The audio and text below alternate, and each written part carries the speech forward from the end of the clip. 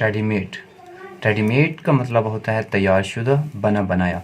हर वो चीज़ जो कि आपको सेम साइज़ की, सेम कलर की, आपकी मर्ज़ी के मुताबिक आपको मिल जाए, उसको कहते हैं रेडीमेड। इसकी बेस्ट एग्जांपल है कि आपने जब कभी भी शूज़ लेने होते हैं तो आप मार्केट में जाते हो, शूज़ आपको रेडीमेड मिलते हैं। या आपने टी शर्ट लेनी होती है तो आपको रेडीमेड टी शर्ट वहाँ पे मिलती है। इसकी एक और एग्जांपल है कि अगर इन केस आपके घर में कोई आ जाता है गेस्ट, और आपके पास वहाँ पे ना आपके पास पकाने को टाइम है और ना ही आपके पास कुछ सामान घर में पड़ा हुआ है, तो आप क्या करते हो, रेडीमेड फूड मंगाते हो, बाहर से आप ऑर्डर करते हो। तो हर वो चीज़ जो कि आपकी मर्ज़ी के मुताबिक, आपकी साइज़ के मुताबिक, आपकी कलर, आपकी पसंद के मुताबिक आपको बाहर से मिल जाए, उसको कहते हैं रेडीमेड। एग्जांपल देखें, I bought A readymade T shirt. मैंने बनी बनाई टी शर्ट ख़रीदी है।